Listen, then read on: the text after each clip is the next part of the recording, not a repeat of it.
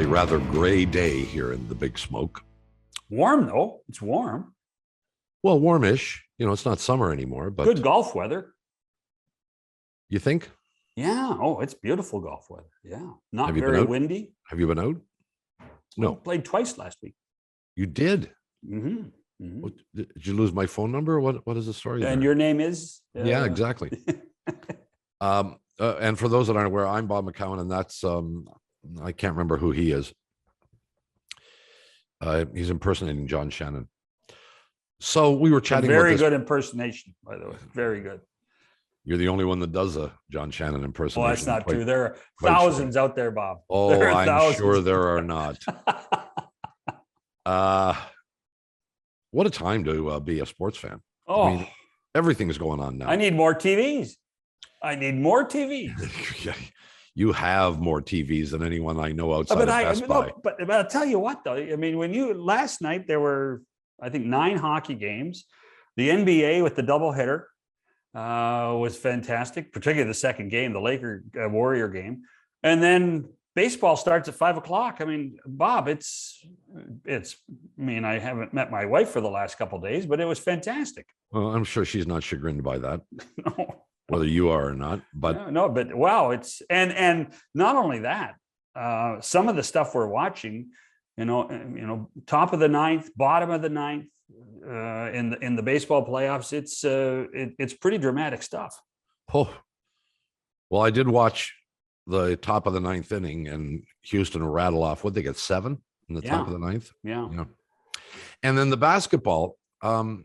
And I confess I was bopping around, as you probably were. I was out last night, but came home and started watching. And I turned on the Laker Warrior game in the third, I think it was the third quarter, just at the point that Carmelo Anthony got fouled, goes to the foul line.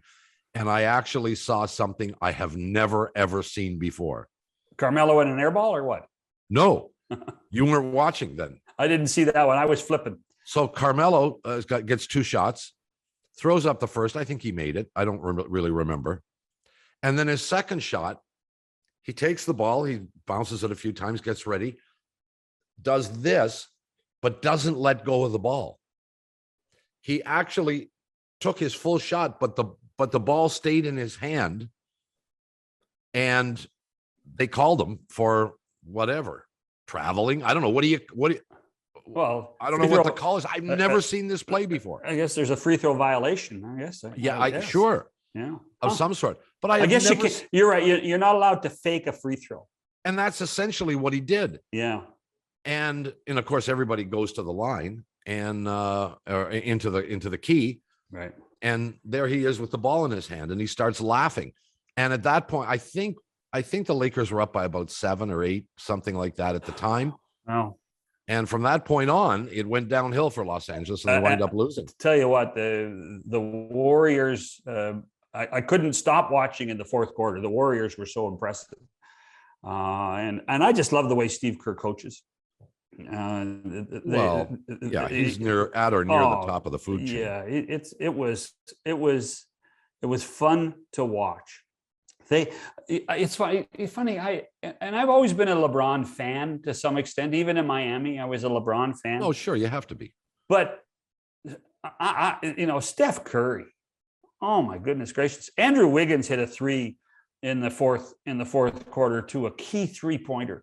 And I couldn't help think that they have done a good job of, and no Klay Thompson still, but getting closer. I hope they're in it, because I really think that they're a brand that you have to watch all the time to really they're enjoy. Easy to like, fun. I think. Yeah, they are. They are. They really and the are. Lakers, meanwhile, with all their geezers, maybe the oldest team in the history of the NBA.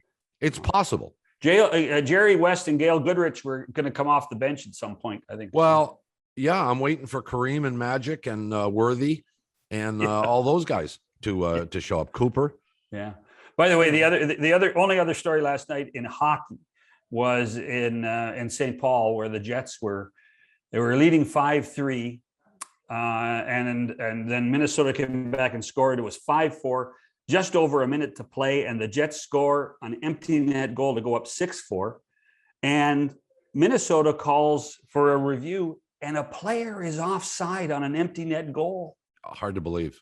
An empty net goal, and ends up being 5-4. Wild scored with an empty net, 5-5, and they win in overtime. The Jets are snake bit right now. Wow. But that was crazy what happened. And you can bet our pal Paul Maurice was not very happy. Oh, I can well imagine. And Minnesota's now 3-0. So all the, those who identified Minnesota as a team that's coming, they sure look like they are. Yeah, they are. There's no question. And here's the other interesting thing that I find, and maybe it's home, maybe it's the fans at home, is that home ice advantage is really something right now. Teams that start at home have had unbelievably strong records. Teams that are on the road are not very good at all. There's a boatload of teams that are 3-0, 4-0. Buffalo is undefeated, Bob. They haven't played on the road yet. It's fascinating. And I think it's the crowds. I think the players are totally involved in their home team crowds. We want to get to our guest. The only thing I glanced through the standings before we started here. Boston's only played one game. Yeah. How is building availabilities? Is that what it's about? Yeah. Celtics, they have to, when you share buildings with a team, they play tonight though. They play tonight. They'll catch up. But still, you got a lot of teams that played 4. Well, and the other issue is, and I know we got to get to Pierre, but the other issue is that with the 2 new rights holders in the United States, there are more national nights. And so what you're finding is that there are big nights. Tuesdays and Thursdays are a ton of games. And now Sundays and Wednesdays and Saturdays are all network nights. And so teams play in spurts now. They don't necessarily play every second night. Right. Our guest today, the general manager of the Ottawa Senators, Pierre Dorion, will join us. Of course, we'll talk about the Brady Tkachuk situation now that he is signed, sealed, and delivered, and a bunch of other things to address with this still very young and maturing and maybe coming into their own Ottawa Senators. We'll see how good he thinks they might be. Pierre Dorion, when we come back after these messages. It's McCowan. It's Shannon on the program today on the podcast and on Sirius XM. We are with the managing general of the Ottawa Senators. Pierre Dorion is with us. Good to see you, and thanks a lot for taking some time for us. We got to talk a little bit about the Brady Tkachuk signing, and I'm always more interested in the process than the result.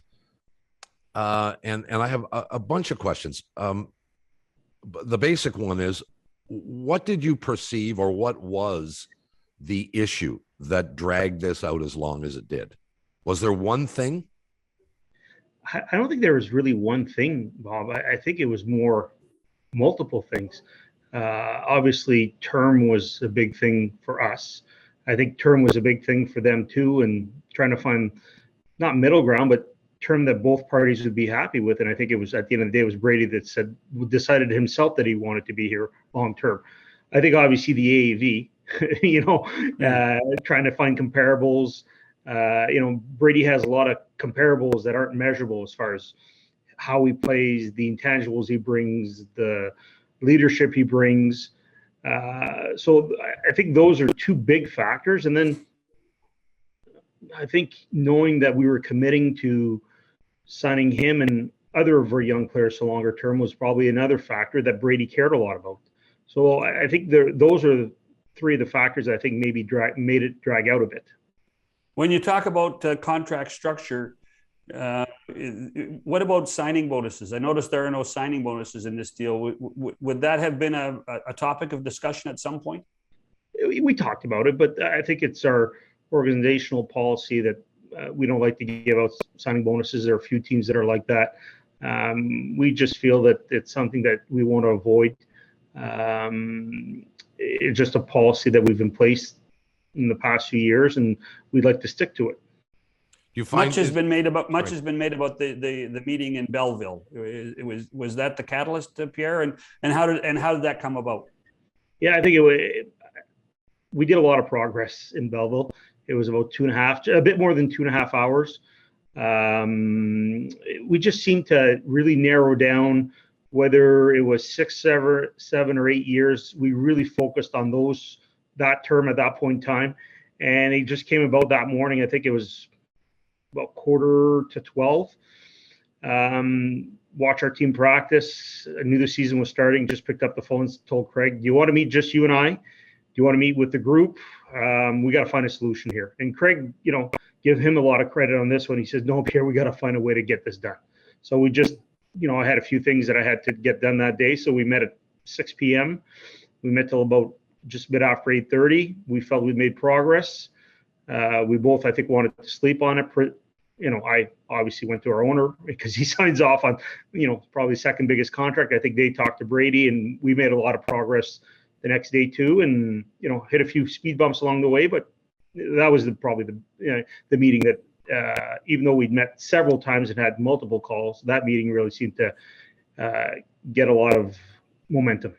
Bob, we should just mention that when Pierre's talking, he's talking about Craig Oster of Newport Sports. So right. Just in fairness to Craig and the work he did on this deal.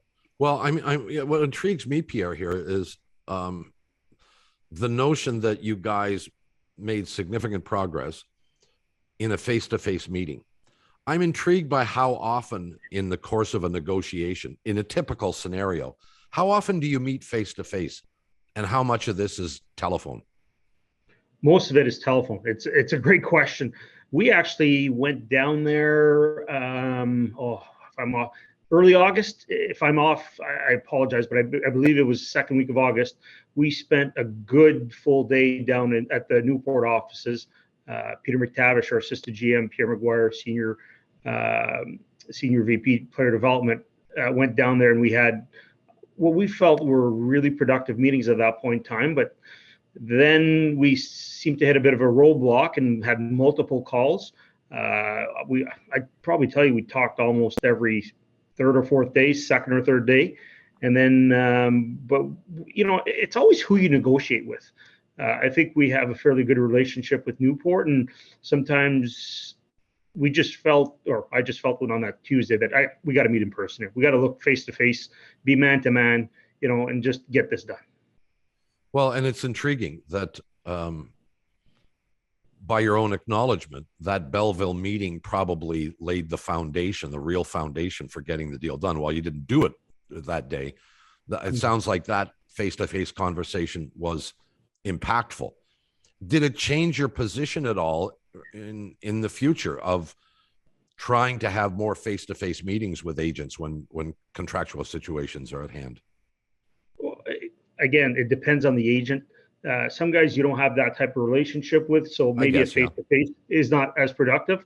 But I think when you sit down with people in a room, I think it's not a lost art of negotiating, but I think people can hide sometimes behind a phone or behind a computer screen. But when you're talking with someone, you see their body language, you see how they feel about certain propositions. I think it says a lot. Oh, I think when you're negotiating with someone, in this cap world, and you had signed Thomas Chabot to an 8-year deal previously. You do have other young players coming up. In your negotiation, do you tell the agent, "Hey, listen, this is part of the puzzle," and does he care and does he listen? Most agents only care about their own players. We're not going to dispute that, but obviously we did. Obviously, we told him. Obviously, we just signed Drake Batherson earlier in the summer to a 6-year, and he's I think he'll probably have the biggest breakthrough for us this year, or one of our most highest offensive impact players. But obviously, we told him, we said, we got to sign Brady, but at a certain point in time, you have your client, Josh Norris, that we will have to sign.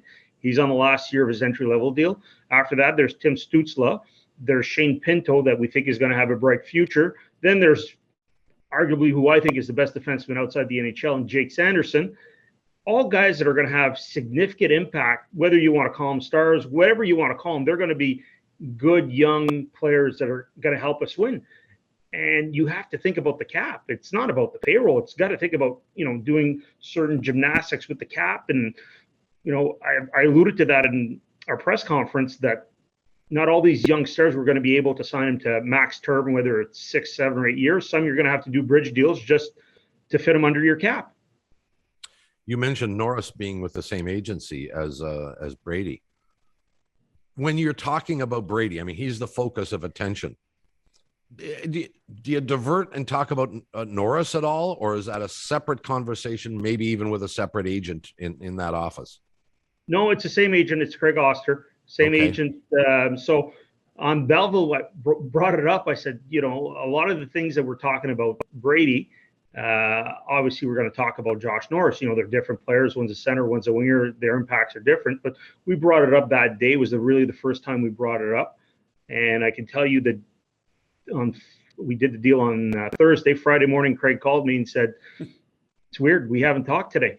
Maybe we should get started on Norris. So I said, why don't we give ourselves maybe a week or two and talk to your client and see what he's thinking? Because some players don't mind doing contracts during their last year deal, and other players want to put it off till the end of the year. Us, we don't really care. You know, we'll do whatever the player wants. It's always being respectful to players, because sometimes they don't want to have you know, the little duck talking behind your head saying, oh, you're playing for a contract. My agent's talking to them tomorrow. I got to produce tonight. So some guys just want to wait till the end of the year. So during the negotiation, more phone calls from DJ saying, when is he here? Or Eugene, how much are we paying him? Not even close. DJ, when is he here? Eugene is great. That like Eugene, you know, I remember I called him after a meeting in Belleville, and obviously on some negotiations, I'm going to update him more than others. Like on Drake Batherson, pretty much gave him a few updates and told him, okay, it's pretty much done. Here we go. And he said, okay, that's great. And obviously on Brady, I'm calling him from Belleville, and he said, you know, I said, Eugene, I think we made a lot of progress here. I think we're getting close to a good long-term contract. And he was good. He said, just get it done. Sleep on it, Pierre. You know, and then if you feel it's right, just get it done. He goes, it's a lot of money. I said, yeah, it's a lot of money. But, you know, he just wants what's best for a hockey team, and especially getting that type of term. But that question is the easiest one I'll probably get asked all day, every day, some days twice a day, especially as camp got closer and in camp. When's he going to be here? When can I play him? So DJ's, that's the one for sure.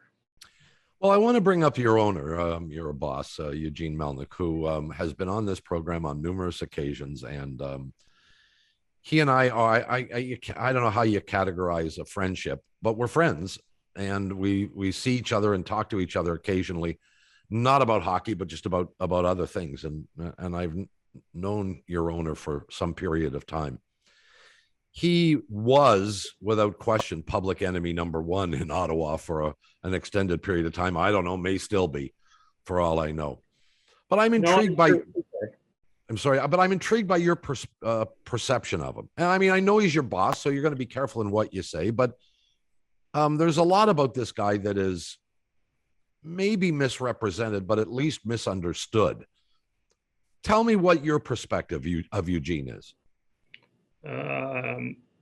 Compassionate, a winner, cares a lot, a businessman, but someone who's got a big heart. Probably one of the best stories to define him.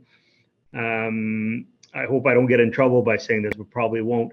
We're coming back. He wanted to see Belleville because we were talking about the prospects. So a few years ago, we went down to Belleville. I remember we're coming back. It's minus 40 outside. I got a flat tire. Oh. Okay. I'm outside trying to figure out how to change it. It's a European car, so I had no idea. I've changed flats many times. And it's Peter, myself, actually Eugene's daughter, and Eugene. And I'm out there, and Eugene says, Pierre, you're too important. You can't be on the side of the road. You're the GM of this team. And I think Peter's trying to push me in front of cars so he gets the job. So that tells you, like the compassion. And just another story. I like red wine. I don't know much about red wine. When we lost out, I think we won out and we picked third. You know, and we had 2 picks. We had 2 chances of being number 1. I think Eugene saw how down I was. And I'm not going to tell you the bottle of wine he gave me, but he gave me probably one of the nicest gifts I've ever got. And this is after 2 or 3 years of really struggling, So I think he cares. He understands what we did as far as being public enemy number one. I think after we signed Brady, he could probably run for mayor of Ottawa and win. That's how I think he's putting. I think he's putting his money where his mouth is, as far as signing our young players. And we started with Shabbat, and before that, even I'd say Colin White. Not that he's a frontline player, but he's a good young player still. So we have a good relationship. We talk a lot. I wouldn't say we talk every day, but we definitely email every day. He cares a lot about this team, cares the scene. Just when we made this decision to rebuild, we knew, when you trade away superstars and stars, you're never going to be liked by the public. But I think people understand what we're trying to do is that was to have a team that could compete for the playoffs every year when the puck drops opening night. How in managing up, we all have to learn to manage up certain ways. Would it be fair to suggest that Brian Murray was the biggest influence on how you manage up? Oh, without a doubt. Brian Murray's, I could talk to you about it for an hour, how great of a man Brian Murray was. Put the hockey part aside, pardon. As a human being, Brian probably, in all my years of working with him, probably got mad at me once or twice. He knew how to manage up, down. He knew how to talk to people. He was straightforward. He knew how to bend the truth a bit to make sure things got done. But just as a human being, like, one of the things I enjoyed the most about Brian is that we go for lunch every day. When the team wasn't playing that day, we didn't have the pregame meal. We go for lunch every day. We talk about life. We talk hockey. I'd probably tell you 90% of the time, but we also talked about life. And you know what? I hope one day that people can give Brian Murray his due credit, because he should be in the Hockey Hall of Fame just for what he's done as far as building people. You mentioned I would suggest, Pierre, that and this is not a reflection on you at all, that Brian's passing had a tremendous negative effect on your franchise. I really believe that, because of the influence he had on so many people at so many times. Well, I think Brian definitely, his leaving himself, obviously he passed away and he was still with the organization, definitely had an impact. I could go to Brian about anything on any day. I'll always remember a time where Brian was way more mad at the referees than I ever was, or ever will probably be. And in first year as GM, I told Brian, like, about halfway through the year, and I'd say, Brian, like the refs were so bad last night. How do I go about it? Like, I don't want to be complaining, or maybe in the first quarter of the year. I don't want to be the guy that phones the head referee every night. I don't want to be talking to Coley. And he just told me how to go about it, and it's a life lesson that you don't realize. And I remember, I think we had a huge bad loss to St. Louis at some point in time during the year. I think it was a home loss. We just played terrible. And I came in the next morning and I was mad, and I wanted the team to perform well. And he said, Pierre, you can't take every loss like that. You got to realize that it's just a game. And he told me that a lot of times, Pierre, it's just a game. I know you care, but it's just a game. Pierre Dorion is with us, the GM of the Ottawa Senators. Take a quick break and come back with lots more questions, lots more things to discuss. Stick around. Back after this. Bob McCown, John Shannon with the GM of the Ottawa Senators, Pierre Dorion. We talked a bit about, well, you mentioned Josh Norris and Shane Pinto, your two prominent young centers. Do you feel you need a veteran in the middle? Do you think that would be significantly helpful to the organization, and especially to Pinto and Norris being young guys? Well, I think with the play of Chris Tierney so far this year, I would probably have to tell you no. We know that Colin White will be back at some point in time. Chris Tierney's played like the guy that led our team in scoring 2 years ago. So right now, we don't feel we have a need.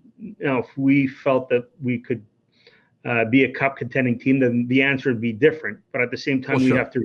we have to realize that our job and DJ's job this year is to keep on developing these players and taking that next step and trying to win more games. So at the same time, you've got to last year we felt the need to get one just to protect our younger centers. This year, I think with the evolution of some of our wingers taking on a bigger role, I think their protection and having a bit more experience on the back end, I think that they'll be fine. There'll be some rough nights, but right now I think that they'll be okay. Whatever slots, at a certain point in time, Chris Tierney could move up in the lineup to if a guy's struggling. So I think you got to look at those situations. How do you feel about veteran presence and leadership? We hear a lot about it, about players who are acquired by organizations. And the GM talks about, well, I got him because we needed a veteran presence. We needed that leadership on the ice. And those of us who are not directly involved in the game, well, I'll only speak for myself. I don't question that, Pierre. I don't question the significance of it, but I also have to attest to the fact that I have a hard time understanding what that actually means. Try and explain it to me if you can. I will. And I can tell you one thing, when you have a young team that has not won, a young team that has struggled in previous years, it's huge. You can't have any type of success. Leaders, what they do is they show you how to be pros. They show you how to practice, how to, Ron Hainsey was one of the greatest guys I've seen here. Mm-hmm. And he just had a calming influence on the room. He wouldn't let the young guys get rattled by anything.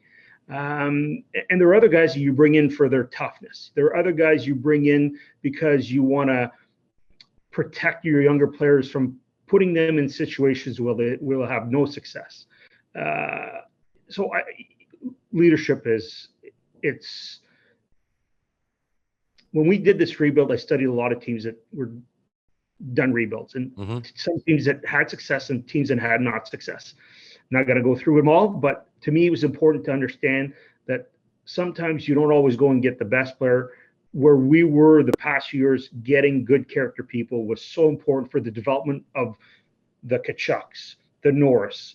Pinto wasn't as much, but the Shabots. Getting those guys is key. And whoever says that leaders and veteran players is not important probably has never won. Is it more important as a defenseman, a leader to be a defenseman than a forward, or do you think it's a good question, because the one thing, it's way tougher to step in the NHL and play defense than play as a forward. Sure. Because you're the last line of defense. Your mistakes are more prone to be seen, more prone to be examined, more prone to be analyzed, compared to a forward where if you don't pick up your guy or if you're not in the right route defensively, it's not the big deal.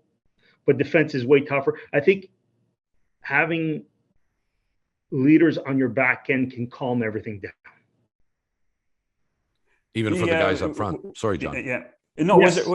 The leadership thing's an interesting one, because I have been nothing but impressed with Brady Tkachuk and what he does off the ice with people and interaction with kids.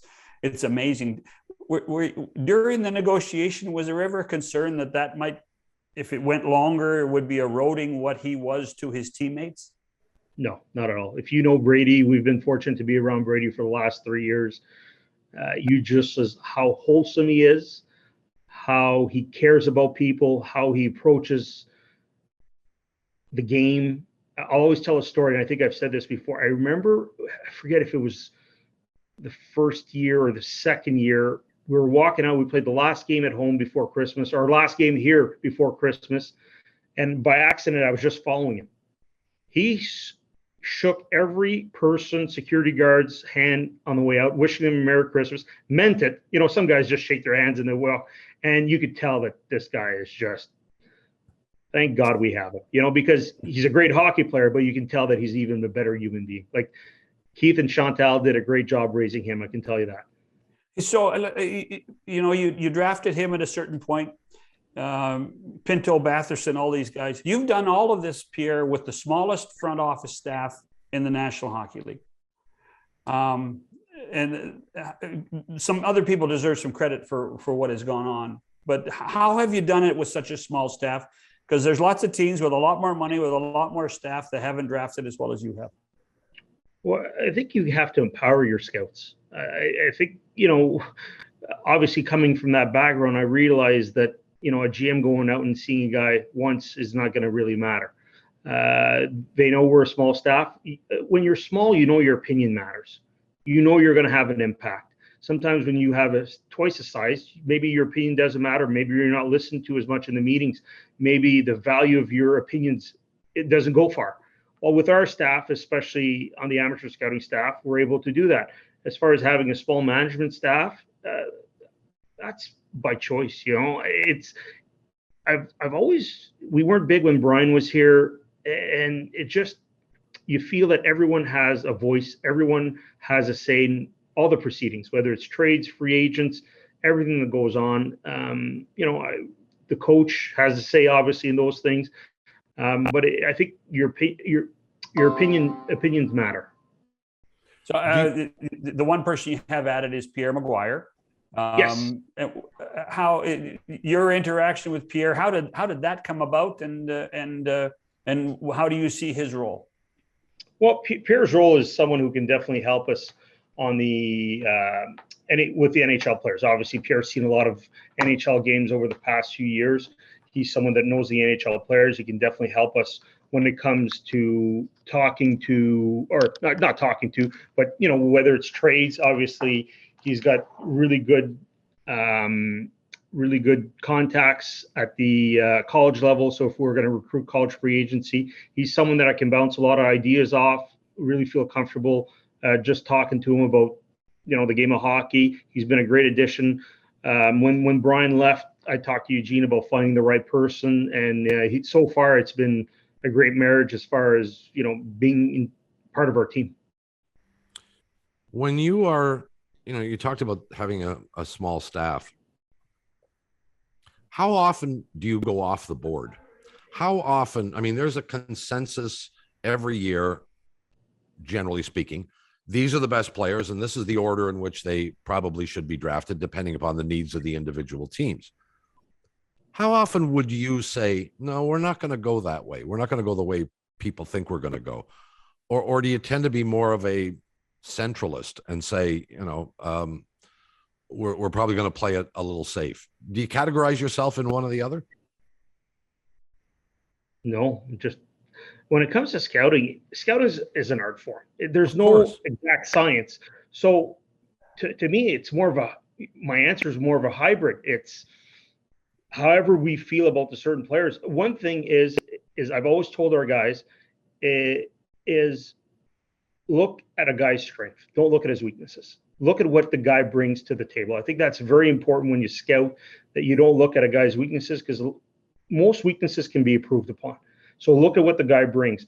But as far as being more centralist or going more off the board, we just look at the best players. But the one thing I also tell them is don't worry about what anyone else says. We pay you to give your opinions. You give your opinions on players, not worried about what anyone else says about the players. So Pierre, is it easier to draft a player or sign a free agent? That's a good question. I think signing free agents, it depends what kind of market you are, where you are as a team. I think it can be attractive for some players to play in markets where you get more attention, while some players they don't want to be bothered, with the day-to-day life of playing in Canada.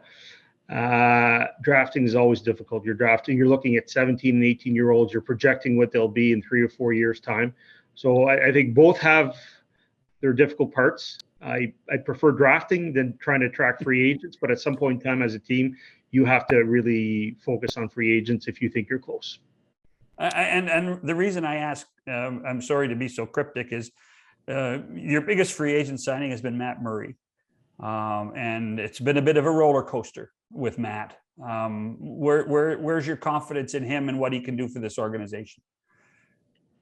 Confidence is very high right now. Last year, we're not gonna sugarcoat it. He didn't have the greatest year. I think from the start, he started off good, then hit a wall, and he definitely didn't play up to his level.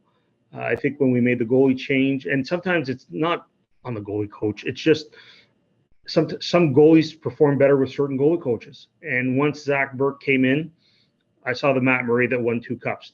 I don't know if he'll be at that level this year, but I can tell you one thing, I feel very confident with Matt Murray as our goaltending.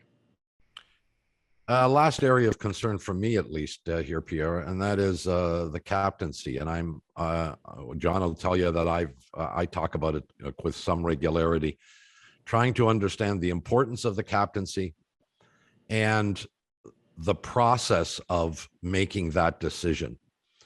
How important is it? I mean, is it something that's very high on your priority list and the organization's priority list? Because leadership can come without a C on the uniform. We all know that.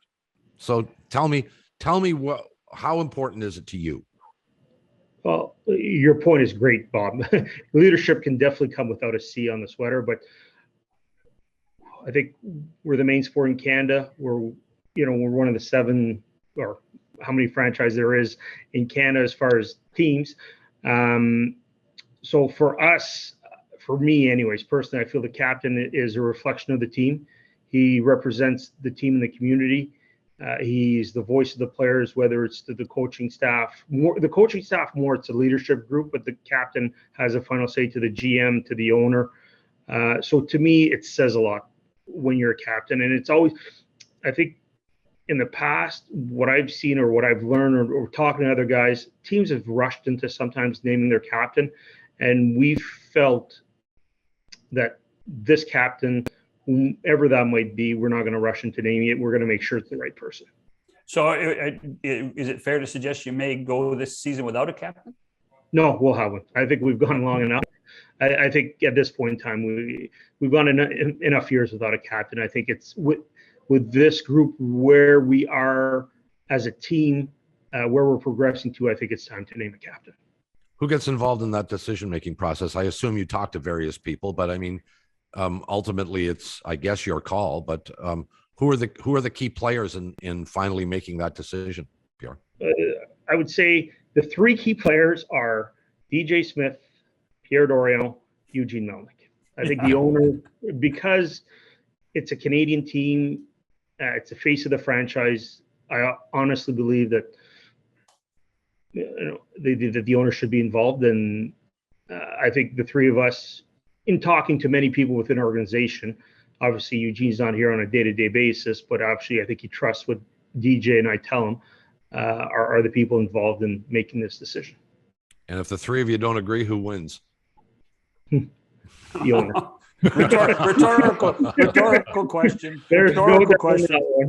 Gotta ask, It's not that I didn't know the answer, but listen, pretty decent start. Your team is off to, you've got a really interesting young team. I think you've got to be very optimistic about what lies ahead for the Ottawa Senators. There's a playoff opportunity for you there, I'm sure you think, this year, but even if that doesn't materialize, based on what we saw at the end of last year and what we know about this young group, there's a bright future ahead. We'll keep our fingers crossed. Good of you to take time for us. We always appreciate it. All the best to you. Thanks, Pierre. Perfect. Thanks, Bob. Thanks, John. Pierre Dorion, the general manager of the Ottawa Senators. We'll come back after these messages. And we're back. It's McCowan and Shannon, and our thanks to Pierre Dorion, the GM of the Ottawa Senators, for joining us. I've known Pierre a long time. And he's a much happier person these days than he has been in the previous years. Well, if you hang up more W's than L's, then you're going to be happy in his job. I mean, it's as simple as that. But he has other, I mean, don't you think, I mean, this is a team that has promise. You don't know whether it's going to materialize. The level of the players that they have in their organization, Tkachuk aside, perhaps, well, no, definitely, not at the same projected level as, say, the Toronto Maple Leafs top 4. But then again, you don't know. And they have bunches of them. Yeah. Like they got 8 or 10 guys that I see on that roster that could be really good players. Well, and as Pierre alluded to, one of the best of them isn't even on the roster yet. He's still at North Dakota, and Jake Sanderson. Yeah. And so all of a sudden, the promises that Eugene made, I think 3 years ago at a Hockey Hall of Fame event, where he said, listen, we're going to be a contender in 3 years, and we're going to show potential in 3 years, has really come true. and it speaks to working through the draft. It cost a lot of angst in the Ottawa Valley and a lot of pressure. And how many fire Melnick or Melnick out billboards were there at one point? But it's starting to pay off. The other thing I would say, Bob, is I don't think we can measure what signing Brady Tkachuk to 7 years means beyond the ice. Their core now, Shabbat and Tkachuk particularly, are set for the next 7 years. Yeah. We talked to Pierre about signing free agents. They have enough space in the next few years to be able to get into that world if they're a contender, if they're a winner. People want to go and play and win. And there's I think the fact that a guy like Brady Tkachuk wanted to stay for 7 years speaks volumes to what is going on with the franchise on and off the ice. I really do. Well, one of the names that's come up, and it's in pure speculation, and we're probably a long way away from any resolution on this if there is going to be, is Claude Giroux in Philadelphia. And the fact that he's a free agent at the end of the year, and he lives in Ottawa. Yeah. And he can play center, and he's a veteran. And I sort of addressed this question indirectly with Pierre. Yeah. Well, if you brought his name up, he would have been tampering. So you couldn't bring his name up, right? Well, no, but I mean, you and I can talk about it because we can't get charged with tampering. Does he make any sense, even as a rental?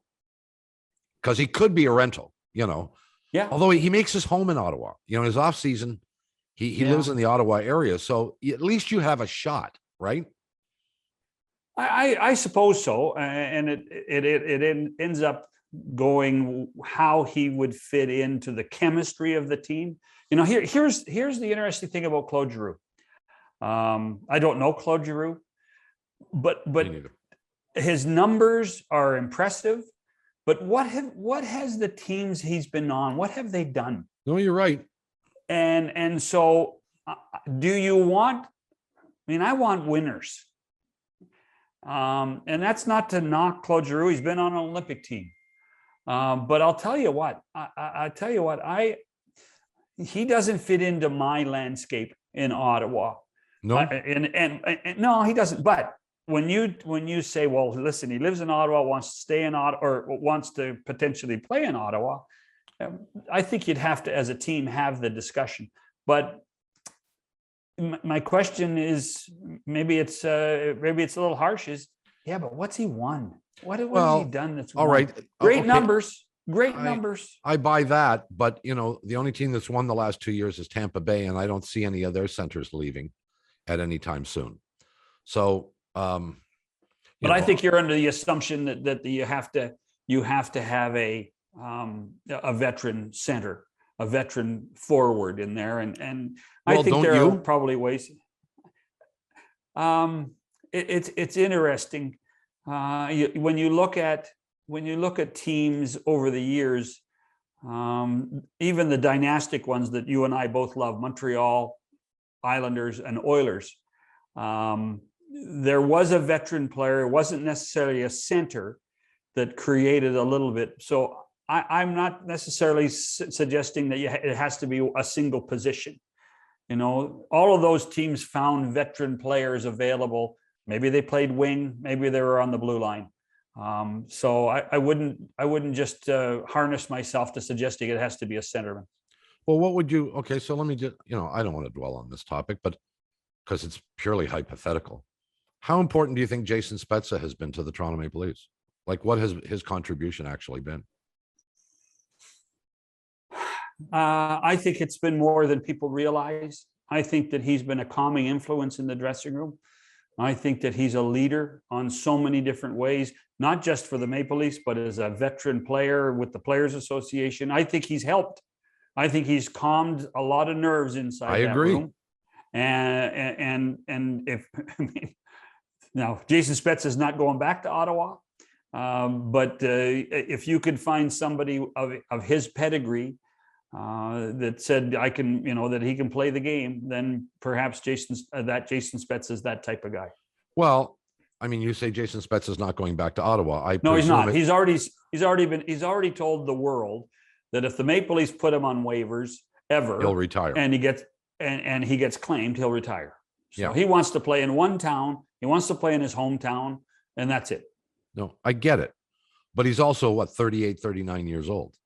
He's older than dirt. He's older than dirt. Yeah. Well, and his contribution will be limited. His real contribution is that level of experience and ability to guide young players, not 365 days a year, but every once in a while when they hit a roadblock of some sort, either with their game or emotionally. That's true. That, but and whether the Senators are ready to spend some money on that veteran, I got that sense from Pierre that he wasn't necessarily at the point where he thought they were ready for it. But as he said, if they were in the position of being a contender, that might change the discussion. So last point from me, is this Ottawa team good enough to make the playoffs? Do they have a shot? Not yet. No. When you consider, I think we have to give two positions in this division to Tampa and Florida. Not necessarily. Florida might be better than Tampa right now. Then you've got Boston and Toronto, and I don't think there are 5 teams coming out of the Atlantic Division and only 3 teams coming out of the Metropolitan Division. So when you think of where are the Islanders, they're going to be better. They won what big last night. Washington's going to be good. Where is Pittsburgh? Right now, no Malkin Crosby, but they're going to be back soon. Where's the rest of it is an interesting story. I think Ottawa will tease for a while and just finish the season out of the playoffs, but showing potential for being a playoff contender next year. The Stanley Cup finalists from last year, the Montreal Canadiens, are 0 for 4. How shocked? 0 for 4, Bob, and shocked, and not only that, more shocked that they've scored 3 goals in 4 games. 3 goals in 4 games, Bob. I verbalized it by saying they've looked horrible. Yeah. Other than that one game against the Maple Leafs where they were in it, that was adrenaline. I firmly believe that was adrenaline. Are you shocked by this, or is this only verification that the Montreal Canadiens last year were, and Habs fans forgive me, nothing more than a fluke? Well, and we've talked about it more in baseball about how teams can get streaky and momentum. That's what we saw with Montreal last year at the right time. They got streaky. They had momentum. Carey Price was good. Carey Price, Shea Weber was playing very good. Philip Deneau was playing very good. Corey Perry was playing very good. None of those 4 people are on the roster right now, and only 2 of them potentially can be on the roster. And Shea Weber's not coming back this season, and we just hope and pray that Carey Price is okay at a certain point this season. They have a ton of holes, and I don't know how they get out of it, Bob. I do not know how they get out of it at this point. About 2 minutes or less, the Toronto Raptors commence their season tonight, I think, against Washington. Yes, sir. And there is no real level of optimism or anticipation of what this team will be this year. If they are good enough to make the playoffs, I think everybody will be pleasantly surprised. The thing that I'm looking for is this organization by design has decided to go very untraditionally in terms of the players that they have acquired, the size that they have acquired. They're going to play really without a legitimate center. They got a whole bunch of guys that do a whole bunch of things.